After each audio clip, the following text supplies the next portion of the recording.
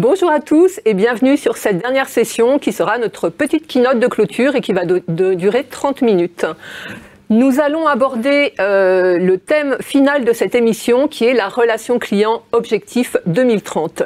Nos prédécesseurs, ESCDA et l'AFRC, nous ont enseigné tout ce qui était l'évolution des attentes et à anticiper pour l'année 2025. Fred, toi, tu as mené une étude en nous projetant un peu plus loin, à savoir en demandant aux professionnels de la relation client plusieurs choses. La première, quelles étaient les bonnes pratiques qu'ils déployaient actuellement. Ensuite, quelles étaient leurs priorités pour 2025. Et puis, en allant un petit peu plus loin, comment ils abordaient et qu'est-ce qu'ils imaginaient être les défis de 2030 et surtout, avec quels outils ils entendaient relever ces défis. Donc, est-ce que tu peux nous parler un petit peu plus en détail de cette étude ? Merci Chantal. En fait, je pense que c'est important de travailler sur cette vision 2030, puisqu'on ne peut pas en fait viser la relation client de demain, objectif tous engagés vers plus de satisfaction, si on ne sait pas en fait déjà d'où on part et l'effort qu'il y aura à mettre en place pour demain. Donc en fait, un plan d'action, c'est se dire où je vais, où je dois aller, quel est l'objectif, et même si l'objectif change entre-temps, même si les tendances ont changé, eh ben en fait, il faut savoir où on va, vers où on va aller. Et c'est pour ça en fait que cette vision 2030 me permet déjà de se dire qu'est-ce que je dois mettre en place dès maintenant pour être prêt pour les évolutions de la relation client. Alors déjà, on peut se dire que maintenant, on le voit, l'incertitude économique, le ralentissement a un impact. Et ça va impacter la relation client à la fois pour l'attitude, on l'a vu ce matin avec Marie-Lou Julien, sur l'incivilité, l'attitude des consommateurs. La disruption engendrée par l'IA. On l'a vu avec la FRC, avec également Tanguy Vincent et PwC. Ça aura un impact sur le travail des conseillers, puisque leur travail à eux va changer. Si le bot fait les tâches les plus simples, à ce moment-là, ils vont devoir se gérer en fait les tâches les plus complexes. Le recrutement aussi, on l'a très rapidement évoqué avec la FRC, c'est un sujet clé et manager les jeunes équipes. Ça, on le verra juste après. Les évolutions des clients, les exigences et les co-responsabilités. On va vers vraiment une relation client qui va bouger. Et c'est vrai qu'il y a une image là que je vous ai mis. C'est un projet en fait qui a été mis en place par O2, un opérateur téléphonique en Angleterre. Qu'est-ce qu'il a fait ? Il a mis à disposition de ses clients une mamie qui répond en fait au téléphone et qui les occupe. C'est-à-dire que si vous avez un spammer au téléphone qui vous appelle, vous le mettez en bloqueur et la prochaine fois qu'il appellera, eh ben en fait c'est cette mamie au téléphone qui discutera avec lui pendant une demi-heure, 1 heure, 2 heures avec des fausses conversations, donc une mamie virtuelle. Et en fait, il part du principe que en prenant du temps à ces personnes qui essayent de vous vendre quelque chose, en fait, ils vont pas passer du temps à faire de la prospection téléphonique non sollicitée sur d'autres personnes. Donc on voit bien qu'on arrive à une époque où des robots commencent à parler à des personnes et pourquoi pas plus tard des robots qui parleront aux robots. Donc c'est pas de la science-fiction, c'est déjà quelque chose qui a été mis en place à titre expérimental maintenant. Donc pour cela, c'est pour vous dire que la relation client évolue énormément et il faut déjà être prêt. Alors pour cela en fait, qu'est-ce qu'on a fait ? On a interrogé en fait 121 professionnels de la relation client entre septembre et novembre de tout secteur d'activité. On leur a demandé quelles sont les bonnes pratiques, innovations, etc. qu'ils devraient mettre en place. Alors la première chose et ce qui est plus intéressant, c'est quelle a été pour eux, pour vous en fait, la meilleure pratique qui a permis d'améliorer l'expérience client en 2024.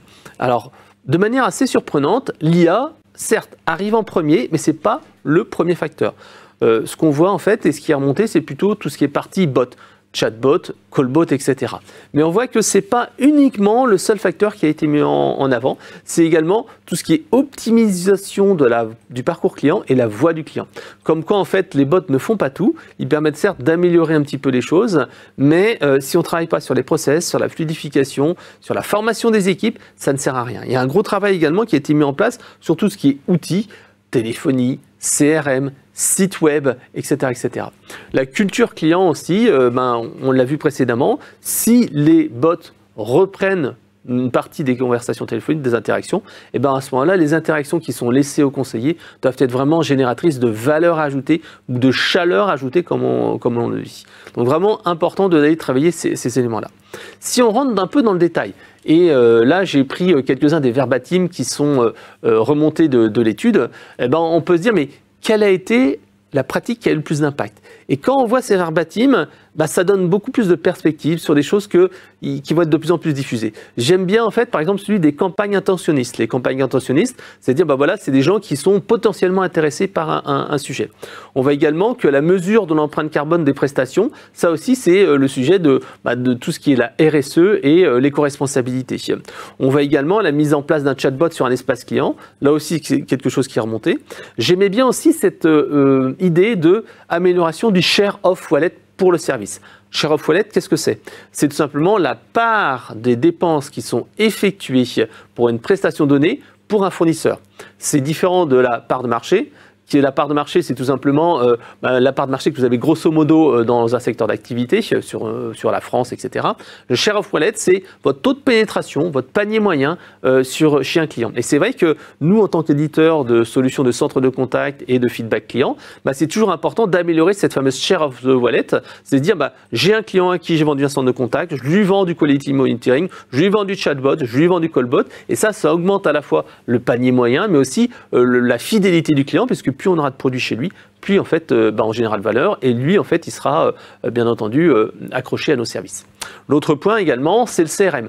On l'a vu aussi, ça tombe vraiment souvent et c'est quelque chose qui remonte. La solution de gestion de la relation client, CRM, est quelque chose qui est très très demandé. On va également travailler sur le self-care. Ça, c'est des parties outils. À chaque fois dans les graphiques, en bleu, c'est les outils, en vert, c'est la partie humain. On voit également sur la partie humain la prise en main du client de bout en bout vers un interlocuteur unique. Et ça, c'est quelque chose qui remonte beaucoup. Cet aspect, j'ai une personne qui est là pour m'écouter. On voit également la culture client et c'est vrai que là, je pense que c'est la MNT, la Mutuelle Nationale Territoriale, qui a répondu, qui dit voilà, la culture client avec le module Bravo, c'est le module qui permet en fait à un client de féliciter le conseiller qui est au téléphone. Donc non seulement on donne un avis sur la marque, mais en plus on félicite directement le client et leur pratique qui est la relation client attentionnée. On a bien aimé aussi, et c'est ce qui est remonté tout à l'heure au niveau de la maison du client, une question qui disait voilà, les communautés d'ambassadeurs, est-ce que c'est vraiment efficace par rapport à de l'écoute? Et c'est vrai que les communautés d'ambassadeurs, et nous on a un club client éloquent, c'est vrai que c'est important pour discuter avec ses meilleurs clients. Un autre point qui est remonté, c'est l'IA sur le travail sur les émotions. Donc détecter l'émotion et la personnalisation.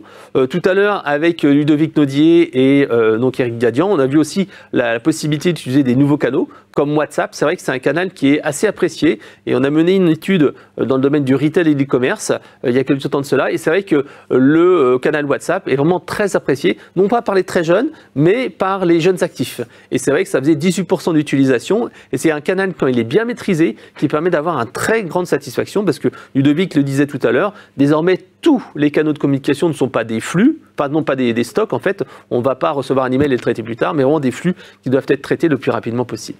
On a vu également, et ça c'était avec PwC et G2R La Mondiale, l'importance de l'IA générative en interne. Et c'est vrai que dans Bonne Pratique, il y a Copilot et l'intelligence artificielle pour aider, par exemple pour des résumés, pour des comptes rendus de réunion, etc.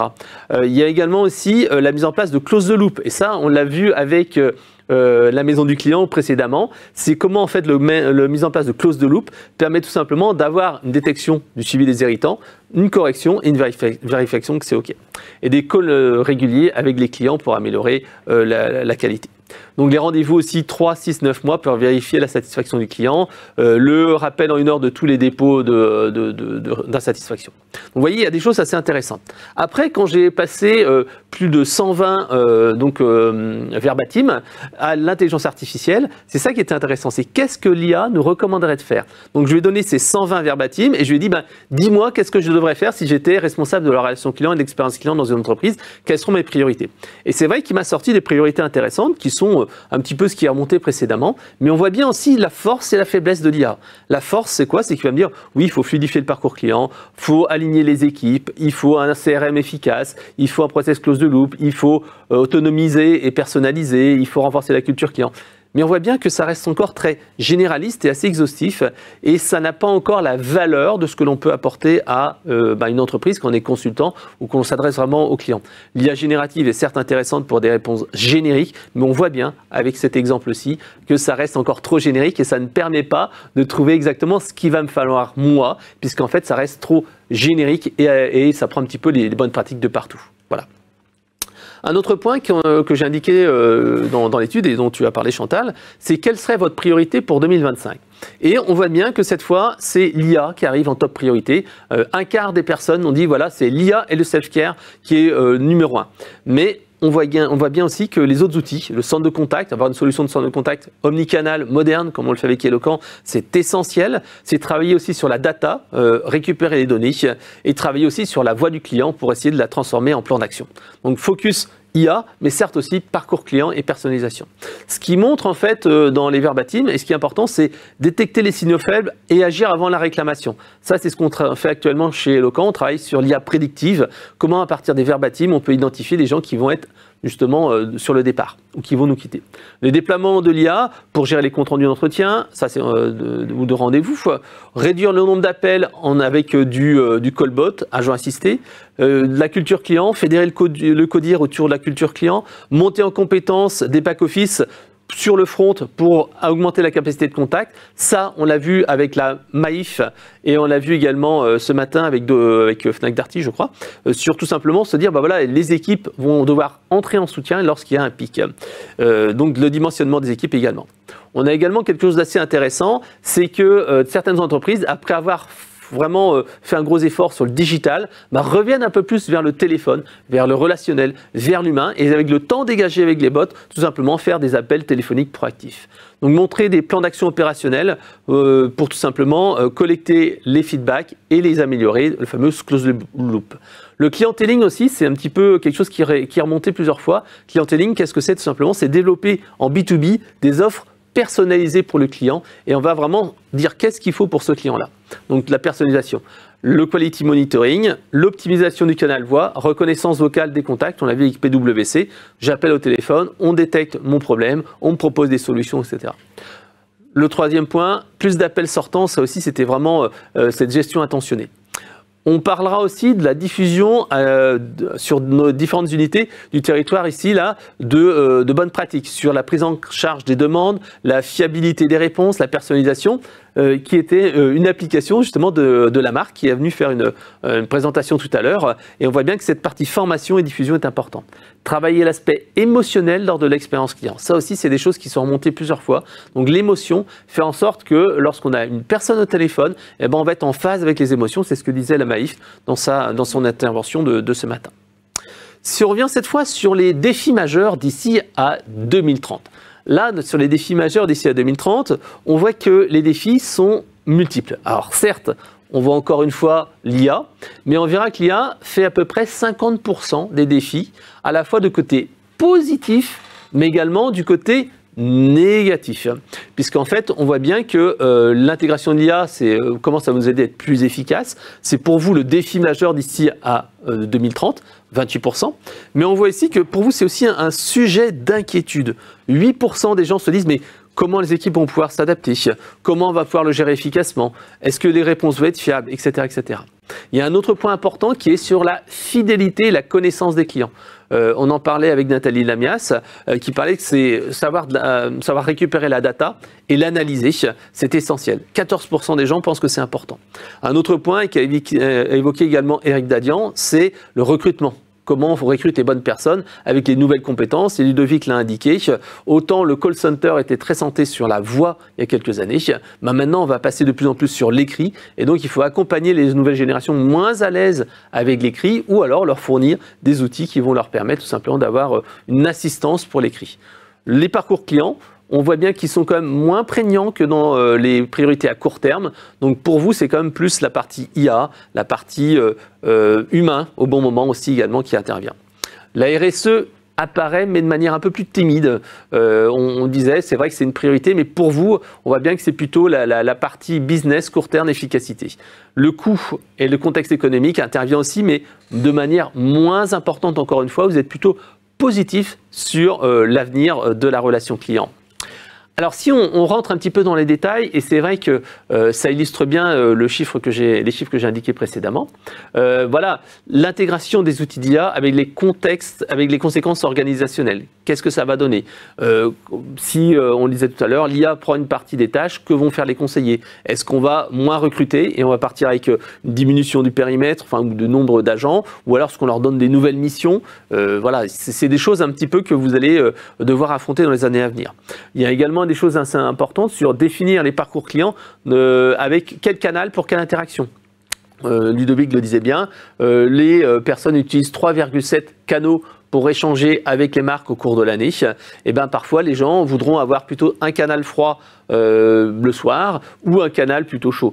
C'est ce que nous disait ce matin également OPCOEP Antoine Landré. Il nous disait voilà, avec la mise en place d'un centre de contact en France, mais également à La Réunion et à la Guadeloupe, il est capable d'offrir un service client de 5h à 23h parce que ses clients sont des TPE et des PME. Donc voilà, il faut mettre en fait les bons canaux où c'est intéressant. On voit également cet aspect instantanéité et l'accompagnement bout en bout sans couture. C'est ce que disait Ludovic Naudier, ce que disait également donc Antoine Landré ce matin. Le client veut une réponse immédiate, même sur des canaux entre guillemets froids, comme l'email. Et ben en fait, il veut être capable d'avoir une réponse dans la journée, dans les 2 heures, dans les 3 heures, dans les 4 heures. On n'est plus en fait dans un canal qui est répondu 2 jours, 3 jours plus tard. Même si la norme reste quand même dans les 24 heures pour un email, et ben on est quand même plutôt en attente d'avoir plus de réactivité. Au niveau de l'humain, on voit bien que l'empathie reste clé et des inquiétudes sur l'IA et la suppression du côté humain et la frustration du côté utilisateur. Ça, on le voit bien. On voit bien la bonne montée en compétence des conseillers sur des tâches plus complexes, vu que le niveau 1 sera pris par les bots. Là, ça vous pose aussi des soucis. Et le plus grand défi, ça sera de réussir à remettre au centre des préoccupations de l'entreprise, non pas le client, mais aussi la relation avec le client et maintenir l'humanité entre les marques et ses clients. Donc vous voyez, il y a beaucoup de choses comme ça qui sont montées.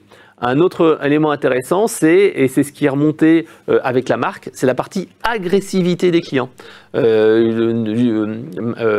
Marie-Louise Julien nous le disait bien tout à l'heure, l'agressivité des clients sera mieux gérée et mieux perçue à partir du moment où l'entreprise sera orientée client et aura une bonne culture client.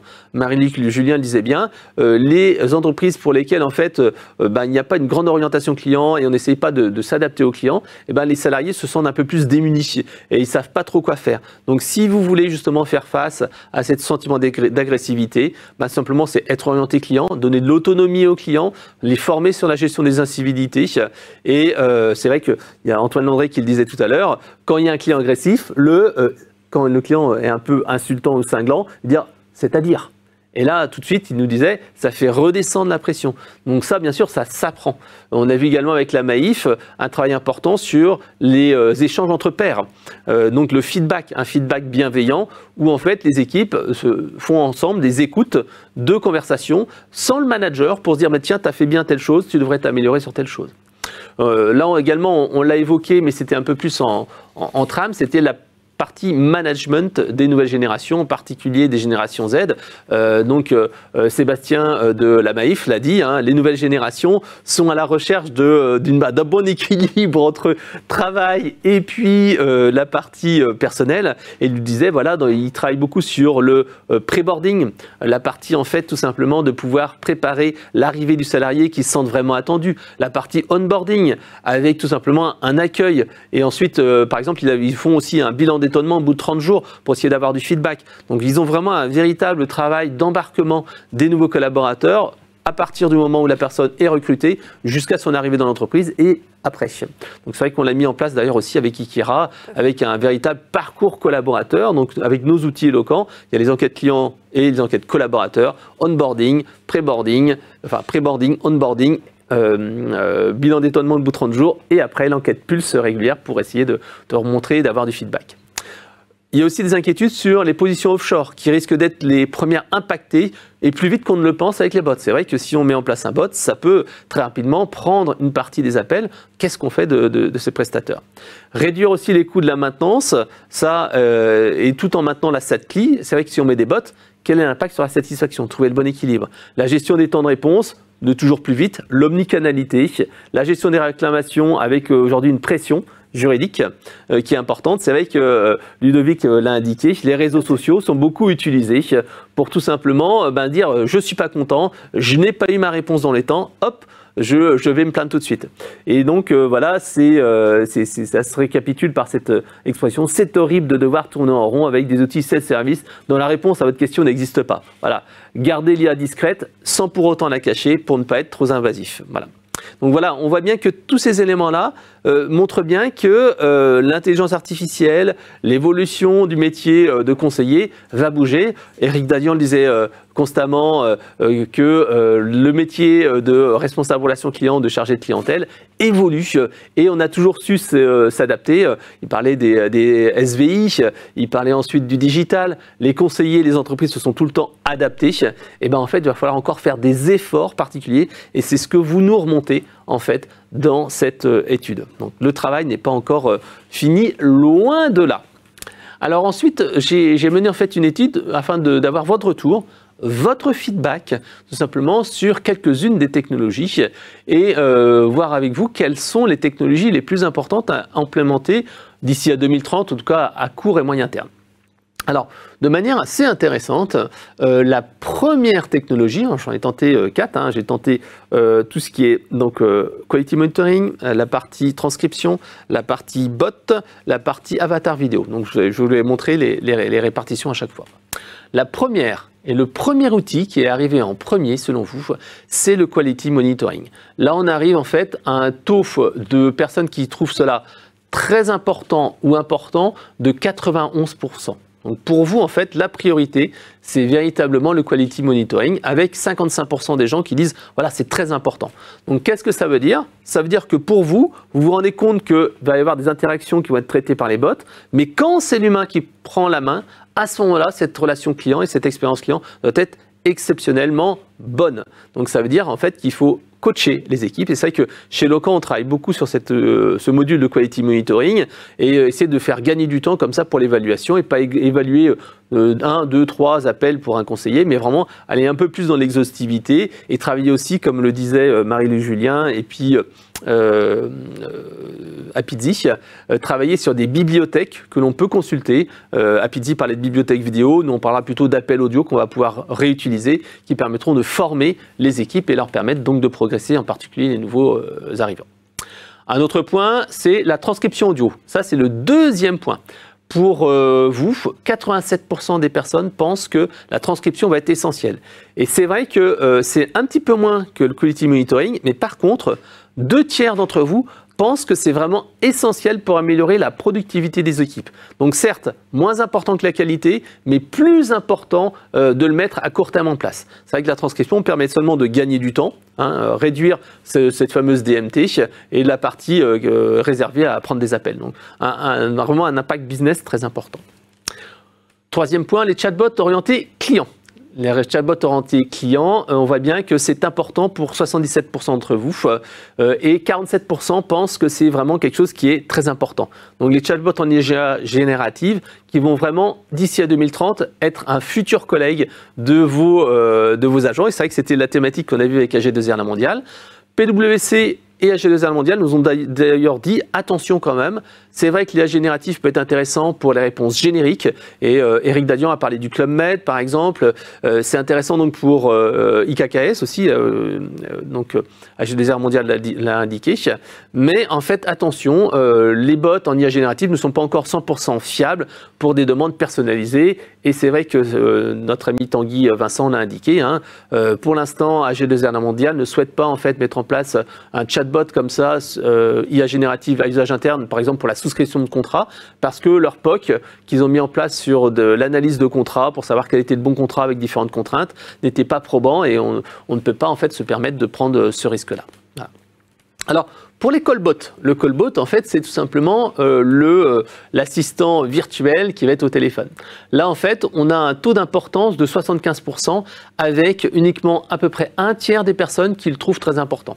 Alors, pourquoi un taux aussi faible? En fait, l'analyse que j'ai faite un peu plus détaillée montre que souvent les entreprises qui sont dans le domaine de l'e-commerce, les startups sont moins sensibles au téléphone parce que tout simplement pour eux, les canaux téléphoniques sont moins cruciaux.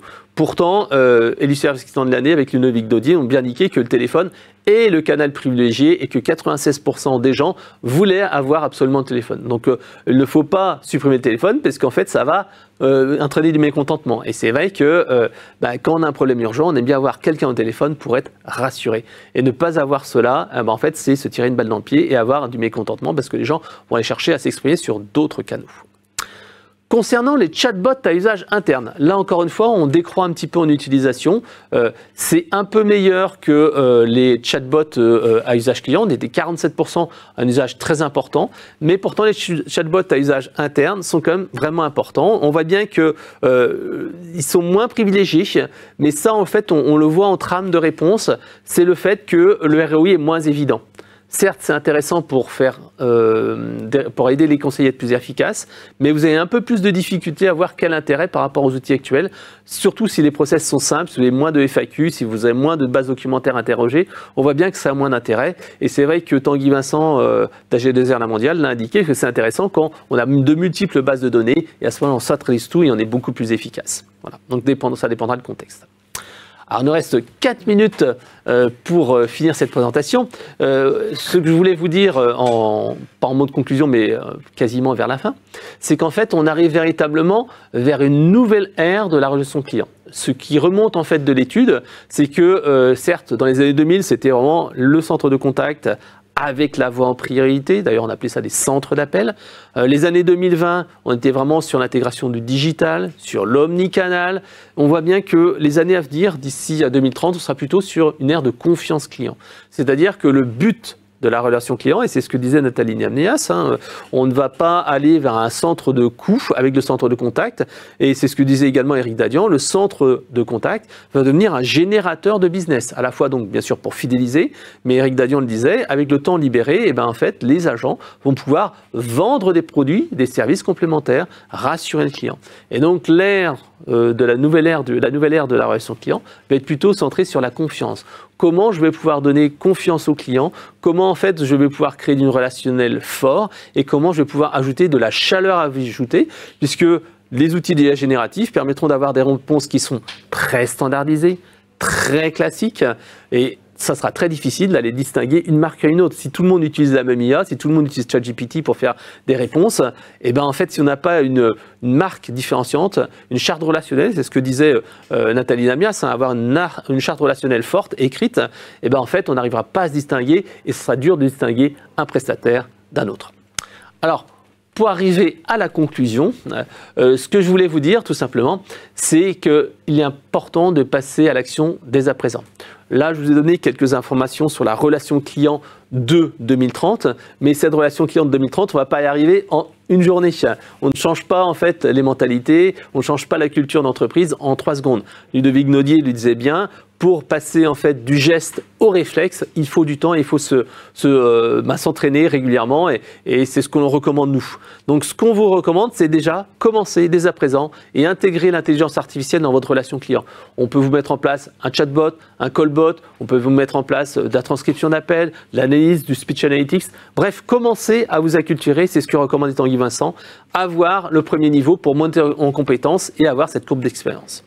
Deuxième chose, utiliser des outils modernes pour gérer l'omnicanal et gérer les nouveaux parcours clients, c'est essentiel. Les gens ne vous attendent pas sur un seul canal, 3,7 l'a dit Ludovic Nodier. Il est essentiel de pouvoir moderniser sa relation client et à la fois automatiser, gagner en productivité et offrir les bons outils. Enfin, n'oubliez pas de considérer la voix du client et du collaborateur, c'est essentiel. La voix du client pour s'améliorer, éviter de faire des départs, d'avoir des départs de clients insatisfaits, détectez-les et ensuite mettez vos collaborateurs avec les moyens de réussir. Donc écoutez-les parce que Nathalie Niamnias le disait bien et si Maison du Client, Christophe Bourreau, il faut absolument écouter ses collaborateurs. Souvent, c'est eux qui sont en première ligne et qui savent ce qu'il faut améliorer le plus dans la relation client et dans les parcours clients. Donc, à vous de jouer et laissez-leur la parole. Donc, pour finir, tout simplement, nous sommes à votre disposition si vous souhaitez avancer sur ces différents sujets. Nous pouvons, en fait, tout simplement, vous faire une présentation. pour finir, on vous propose de gagner le dernier livre de la journée. Donc, quelle est la question, Chantal, pour gagner? Alors, quel est l'outil qui arrive en priorité numéro 1 chez les interrogés dans l'étude de Fred? On vous a présenté plusieurs outils qui vous aideront à relever les défis de la relation client 2030. Est-ce que vous avez noté celui qui arrivait C'est le premier. En priorité. Attention, je vais afficher la réponse. Alors, Chantal. Attends, il faut que les gens répondent, hein, Fred. Il va falloir laisser un petit peu de temps. Donc, en tout cas, j'espère que vous avez apprécié cette journée. Nous, on a été très contents de préparer cette édition et j'espère qu'on pourra vous retrouver l'année prochaine pour le CX Summit. Donc, n'hésitez pas si vous avez des idées de thématiques. On est vraiment preneurs puisqu'en fait, le CX Summit, c'est pour vous aider à trouver des bonnes pratiques et des retours d'expérience de professionnels et vous aider à imaginer vos plans d'action. Alors, Chantal, est-ce que tu as le ou la vainqueur? Isabelle de Guerny. Donc Isabelle, bravo, c'était bien le Quality Monitoring. Bravo. Et puis à mon tour de vous remercier pour cette belle journée, pour votre présence parmi nous en ligne. On vous donne rendez-vous très régulièrement puisque tous les mois on fait des webinars auxquels nous serions heureux de vous accueillir. Et puis on se donne aussi rendez-vous en présentiel à la fin du mois de mars sur le salon All for Customers. Nous serons ravis de vous rencontrer. Et puis, comme on parle d'écoute client, d'écoute collaborateur, vous allez recevoir, comme l'ensemble des participants, une petite enquête, Fred. Oui, une enquête de satisfaction que vous recevrez demain. Donc, n'hésitez pas à répondre et nous faire des suggestions d'amélioration. Voilà. Et bien sûr, encore mieux l'année prochaine. Exactement. À bientôt. À bientôt. Au revoir.